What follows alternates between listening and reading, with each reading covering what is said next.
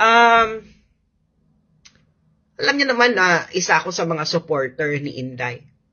Pero isa lang, gusto ko lang maging brutally honest, no? At frank kay Vice President Inday Sara. Dahil alam nyo, ang mga DDS nung panahon ni Duterte, pinupuna rin namin ang gobyerno. Lahat kami. Alam mo, Vice President Inday Sara, sa totoo lang, hindi lahat kami natutuwa diyan sa issue ng confidential fund mo. Okay? Yang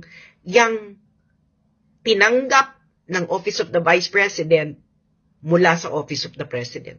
Hindi namin, lahat kami nag-uusap sa aming mga GC, sa aming mga panahon na magkakasama kami, at iniisip namin bakit tinanggap ng Office of the Vice President ang perang ito na mag-end of the year na.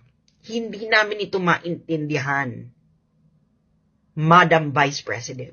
Hindi kami natutuwa. Okay?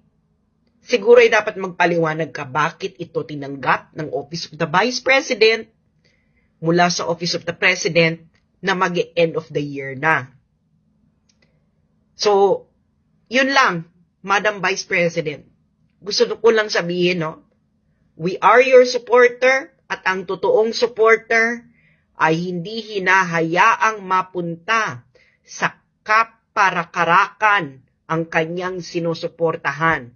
Dahil yan ang tunay na pagmamahal.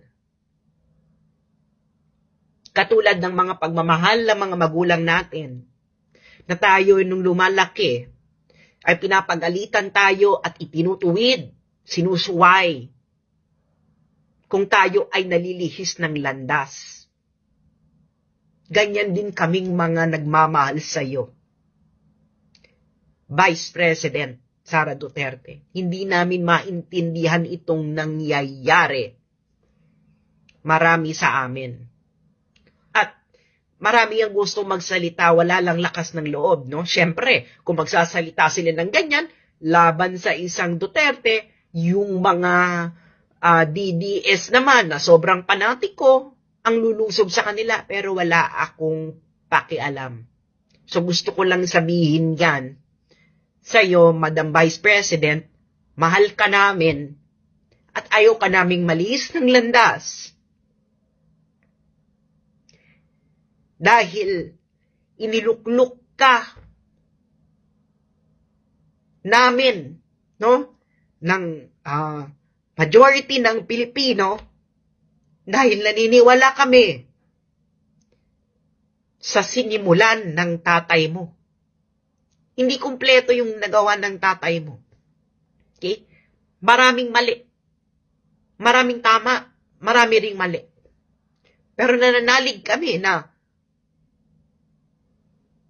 itutuwid mo yung mga kamalian noon.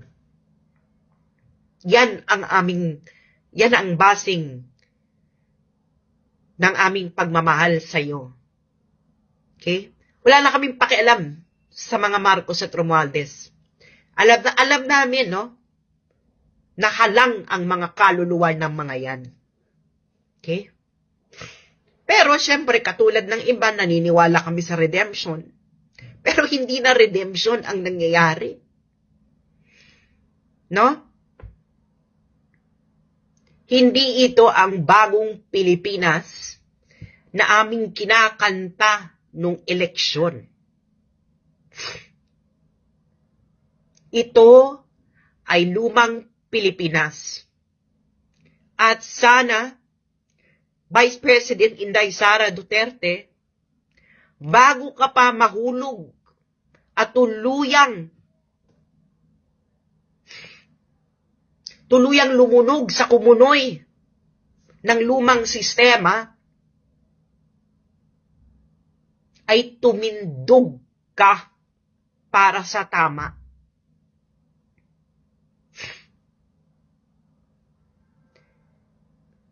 Dahil, alam nyo, ang daming, Diyos mio, ang dami ng Alam mo yung marami ng yung mga magulang namin, itong generation namin, pa-later years din sila, mamamatay na yung mga yan eh. Yung generation namin, yung mga magulang namin, mamamatay na. Yung iba, namatay na yung mga magulang namin. Na hindi man lang sila mamamatay, na masabi nilang nagbago yung Pilipinas. Pero karamihan sa kanila, nabigyan ng pag-asa na yung tatay mo ay na-elect.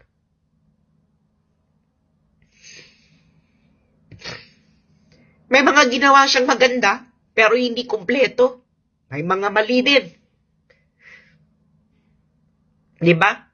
Maraming nangyaring hindi maganda rin panahon ng tatay mo. Pero alam namin na his heart is on the right place. Kailangan lang na i-push pa.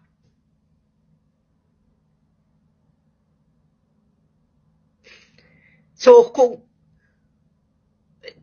sawang-sawa na ang lahat ng Pilipino sa nangyayari.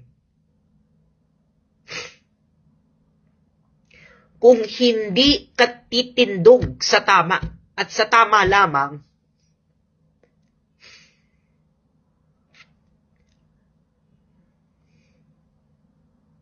anong mangyayari sa amin?